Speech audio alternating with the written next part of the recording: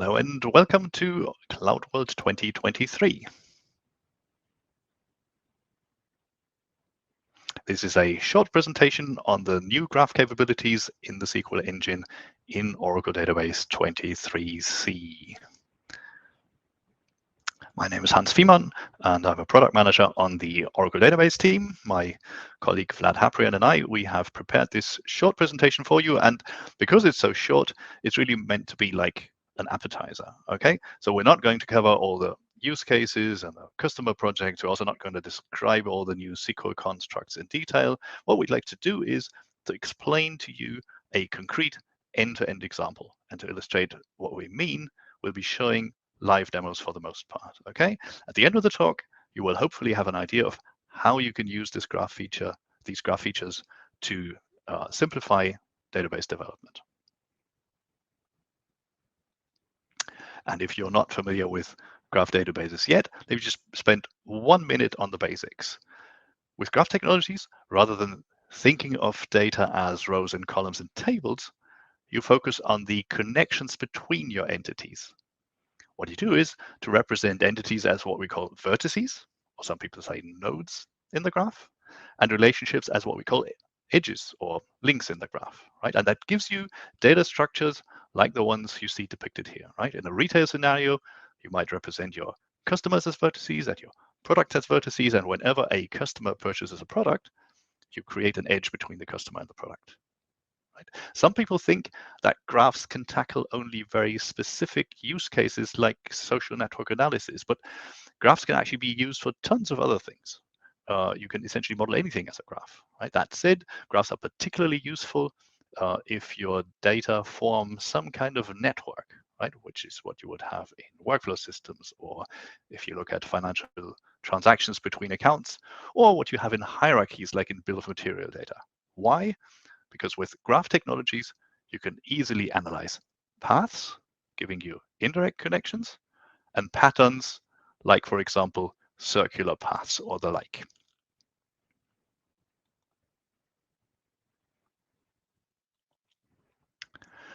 So let's look at these concepts in practice, right? This will hopefully make things a little clearer, right? What we'll do in our demo is we'll analyze how you can travel from one city to another. And we've actually chosen this example simply because we happen to have a realistic data set of airports and cities together with routes connecting these airports, right? That data model, however, is pretty generic, and you'll find similar models in lots of applications in all kinds of domains, right? Now, anyway, in our data set, each city has one or more airports, while each airport is obviously only associated with one city, so that we have a one-to-n relationship, which in the relational world, you would model as two tables, right? One for cities, one for airports, connected by a primary key foreign key relationship. Now, as from each starting airport, you can reach one or more destination airports, and each destination airport has inbound flights from one or more starting airports. You can't just model this as a self-reference on the airports table, right? What we have here is an end-to-end relationship, and that requires a route table to resolve this into two one-to-n relationships, if you want to model that in third normal form. And that's exactly what we've done here. So these three tables, they hold all our data, right? That's about 70,000 routes, for example. And in the next two slides, we'll show you how you would query that data if it was modeled as a graph, right? For queries, what we'll use is the new graph table function in conjunction with a match clause, as it is defined in the new SQL 2023 standard, right? Both of these SQL constructs have already been implemented into Oracle 23c. So let's start by finding out which airports we have in my hometown, which is the city of Hamburg in Germany, right? As you just saw, the airports table has a foreign key, city ID here, that references the cities table, so that you would use that as the join condition for your conventional query, right? Easy, I'm sure you've done that many times, right? And that query in this case returns two rows, one for Hamburg Airport, one for Finkenwerder Airport, which is maybe an airport you haven't come across yet. It's the Airbus completion center where the airlines pick up their brand new aircraft, right? Now, in the graph world, you would represent cities as vertices, and you would represent airports as vertices, And whenever an airport is located in a city, you would have an edge between the airport and the city, right? And what you could do then is to use the match clause to search for all patterns where a vertex of type airport is connected to a vertex of type city, where at the same time the city vertex has a property called city or city name. In this case, city name equal to Hamburg, right? The result is two matches, right? Airport, connection, city. And because the city is the same in both matches, the resulting graph looks like what we have on the right-hand side, okay? As the SQL engine in the database is working with row sets, we need to use the columns clause to define what the graph table function actually returns, right? The output can then be part of any SQL construct, right? So the key thing here is how we specify the pattern in the match clause. For this simple join, that didn't really make things a whole lot easier, but hopefully it illustrated, one, what a graph pattern can look like, and two, how to specify a pattern, at least a very simple pattern.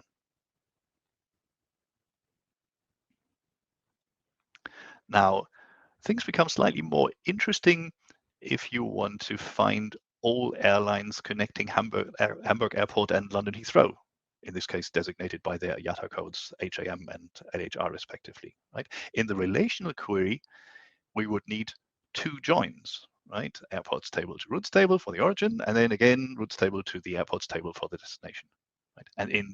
And the query in this case returns 4 rows in our sample data set, right? One for each airline connecting Hamburg and Heathrow, right? If you look at the graph query, the match clause remains almost unchanged, except we're now looking at 2 vertices of type airport, where we're specifying the IATA code property, where we have 2 where clauses associated with the respective vertices, right? And in order to return the airline, which is a property associated with the edge, what we need is a variable r for that edge. And the specified pattern, again, airport, connection, airport, occurs 4 times. And now let me show you what this looks like in SQL Developer, and then we can also go over a few slightly more advanced queries.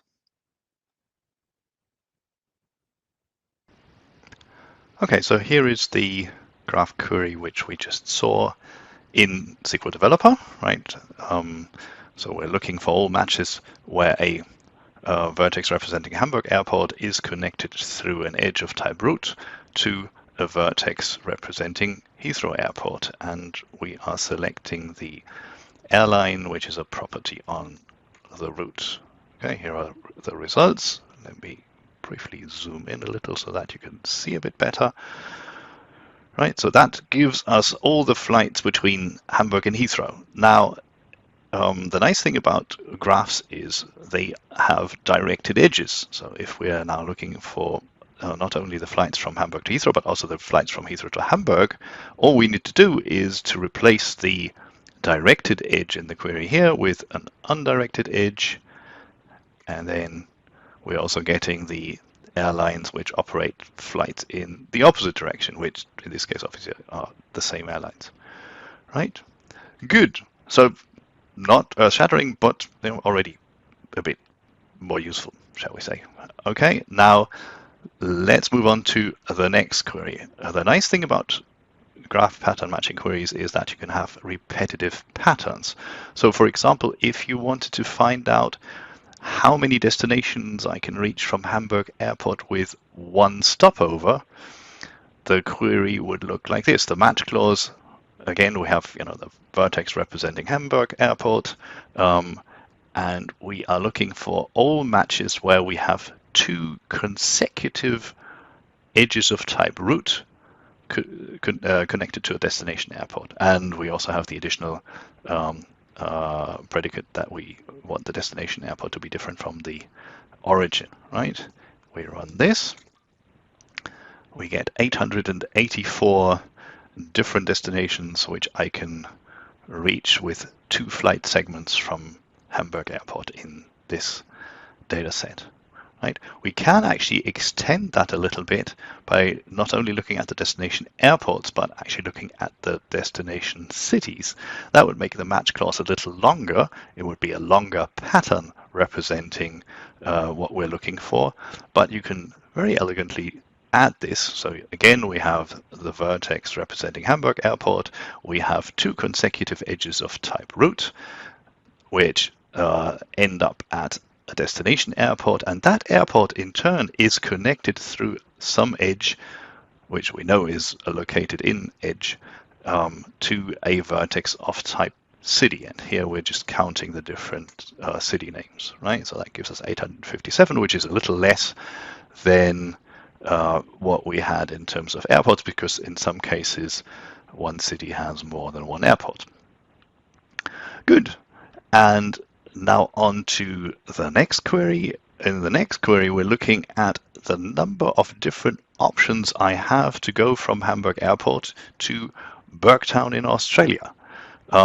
And we're looking at all those options where we have up to 4 flight segments. And that's represented here. The match clause looks like this. Again, we have the vertex representing Hamburg Airport. And now we have between 1 and 4 edges of type route connecting to a destination airport, which in this case is Burgtown, which has the IATA code of BUC. Right? If we look at the number of options, we'll see, oh, it's 0. So let's see if there are any options, any more options if we add a 5th segment. So same query, but with between 1 and 5 edges of type route connecting Hamburg and Burgtown.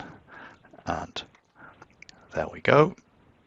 We have 8 options if we allow 5 routes, so 4 stopovers. Okay, so with that, back to the slides.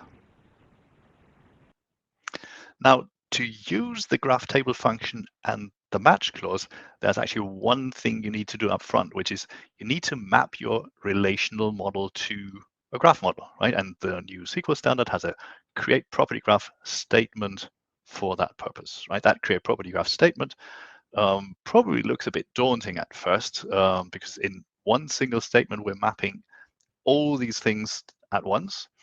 But if you look more closely and unravel that thing, it's actually not so complicated, right? With this DDL statement here, what we're doing is we're creating a new graph called flights_graph, which maps the airport table with some attributes to vertices with the label airport. It maps the cities table with the city name and country to vertices. And then we're creating an edge for each row in the routes table, connecting the origin and destination airports, both of which are referenced through their respective foreign keys. And then finally, we're creating an edge for each row in the cities table, connecting airports and cities through a relationship which we call located_in, right? That create property graph statement can actually use a variety of defaults from the Oracle Data Dictionary, like primary keys, foreign keys, object names, and so on, but you can also override those. Now, you might wonder if we have to model the routes as edges in the graph. I mean, well, it would be the intuitive thing to do, right? If you render the graph, you would also, feel that would be the natural way to represent routes between airports. But you can also model routes as vertices, right? The graph model doesn't use the kind of strict approach that relational models adhere to, right? Basically, your graph model depends on the queries and the analysis which you want to run, right? And it's not at all uncommon to start with a graph model and then iteratively refine it. The good news is that the create property graph statement does not replicate the data, right? We're only creating metadata on top of the existing tables or materialized views for that matter, right? And that's great for 2 reasons. 1, it's quick, and 2, all changes to the underlying table. So any insert, any update, any delete is immediately reflected in the graph with full transactional consistency, right? There's no additional effort required to keep the 2 models in sync.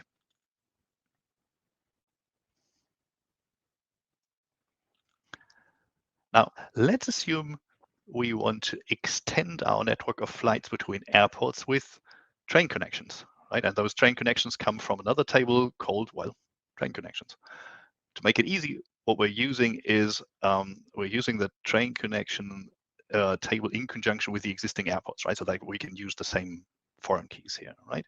Now, because the graphs are only metadata objects, we can easily either create another graph based on the existing tables, or we can recreate the existing graph with a new definition, right? In the case here, all previous queries would still work if we recreated the existing graph simply with a new kind of edge, right? And as you can see, the new create property graph statement looks pretty much like before, except we additionally define an edge with label train_connection, which is based on the table called train_connections, right? And note that the properties of the train connections are different from the properties on the routes, right? We'll see in a moment what consequences that has. Before we come to that, just one quick comment on the properties of the train connections table, right? The train connections table has a column called details, which is a JSON column, right? And for these JSON columns, we have two options in the graph. We can either map that column to a property of type JSON, right? That would then hold the complete JSON document, or we can extract parts from that JSON document and expose those as properties, which is what we've done here using the dot notation, which you've probably seen before, right? That JSON support is actually quite important because it allows you to create even more flexible graph models, right? So, okay, let's look at that in practice. Okay, so here is the create property graph statement again, which we just saw, the one with the train connection as defined down here, right? If we run that statement, you can see it executes extremely quickly. We can synchronize the list of graphs here so that we can see now we also have a flights_plus graph. And let me really zoom in so that you can see a little better. For this flights plus graph, we can now look at, for example, all the different vertices and edges. We can look at the different properties on these vertices and edges. All of that information comes from the Oracle Data Dictionary because the property graphs are native objects in the database now. Okay, so with this new graph, what we can do is we can find, for example, all train destinations and their operators starting from Paris. So we have a match clause which is pretty similar to what we had before. We have a vertex representing Paris airport here, and in this case we have an edge of type train connection rather than route connected to destination airports, right? If we run this, there's nothing there. So what we need to do is we can insert a couple of new edges into our train connections table, right, including the details as JSON documents. Here we are, right? And now with that, we actually do get some results for train connections from Paris, right? So we have two matches connecting Paris to London Airport. One is operated by Eurostar, the other one by Le Shuttle, which is exactly what we have just entered, right? This is actually pretty powerful because you can do all your data preparation using SQL and then land your data in the table, and immediately the data is visible in your graph, right?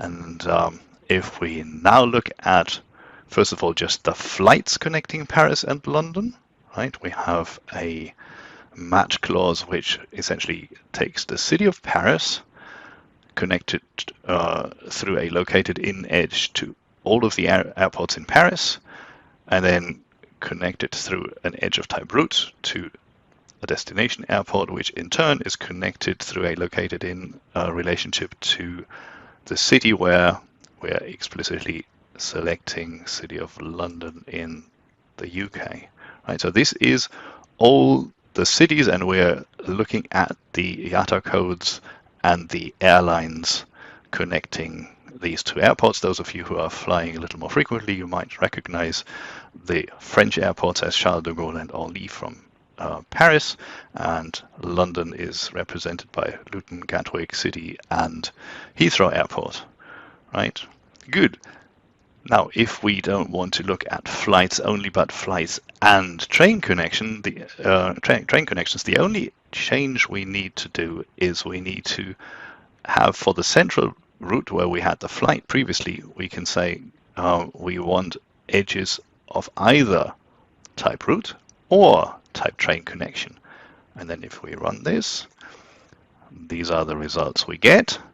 And note here that on the train connections edges, there is no airline, obviously, while on the routes edges, there's no operator, right? So this is how the match clause deals, or the graph table function actually deals with edges or vertices of different types.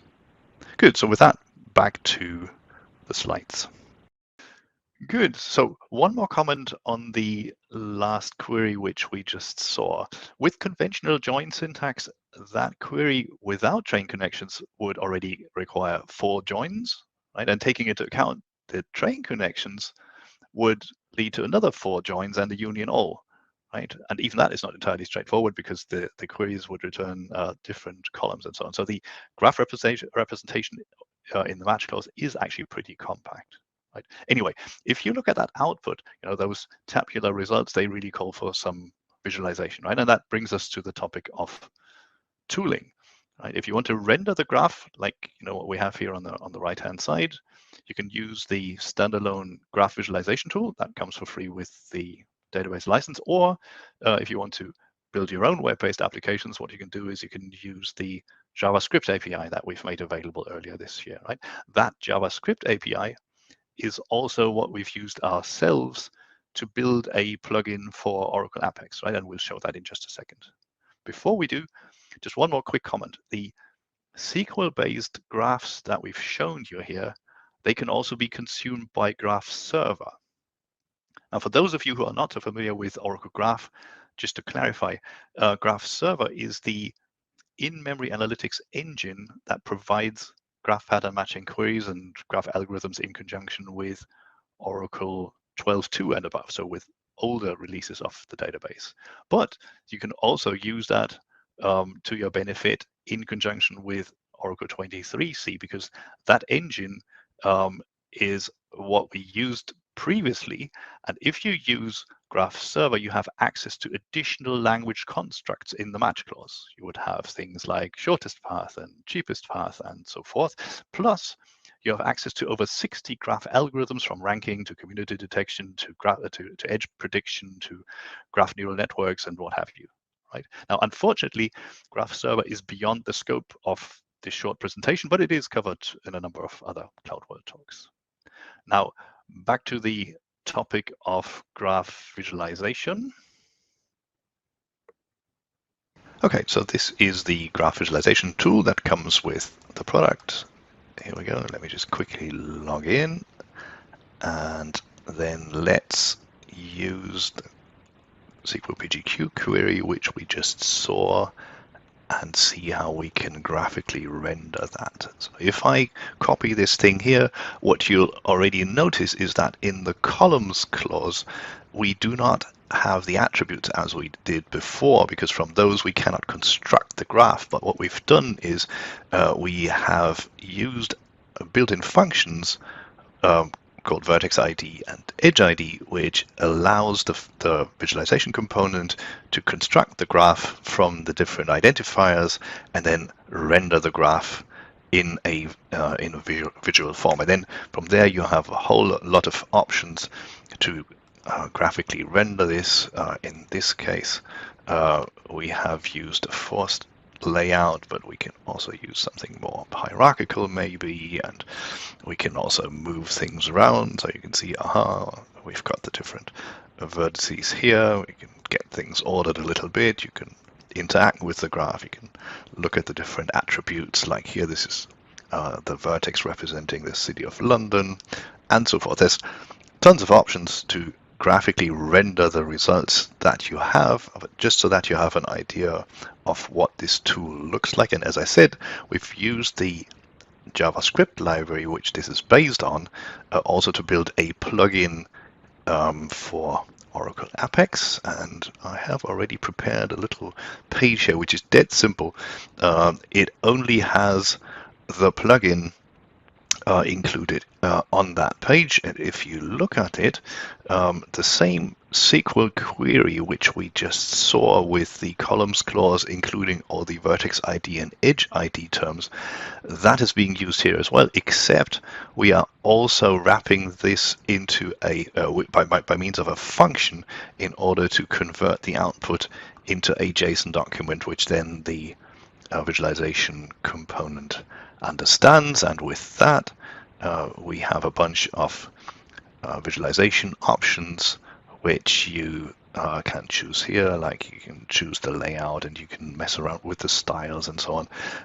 So like this, it is an integral part of the Apex ecosystem, and you can seamlessly render your results as a graph. This is what it looks like, and again, like in the case of the graph visualization component, you can mess around with the graphic representation, and also here you can look at the different attributes and so on and so forth, right? So just so that you have an idea, there's a whole lot more which we could do with these visualization components, but again, in the interest of time, I'm going to defer this to another Cloud World presentation.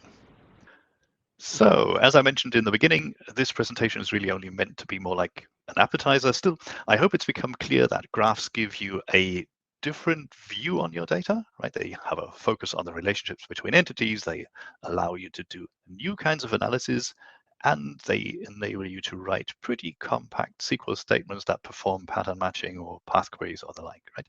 The nice thing is all of this functionality is now accessible from SQL, which means that all your existing tools can leverage this functionality. And because the property graph functionality is an integral part of the SQL engine, it benefits from all of the scalability and all the transactionality, the high availability, the security, like virtual private database, data redaction, and all the other great features that make Oracle an enterprise class database. Right, and with that, I would like to wrap up. If you'd like to learn more about the graph features in the Oracle database, I suggest you go to our landing page on oracle.com/go-to/graph. I hope you enjoyed this short presentation. Thank you for watching, and don't forget, whenever you're analyzing relationships, think graphs. Thank you.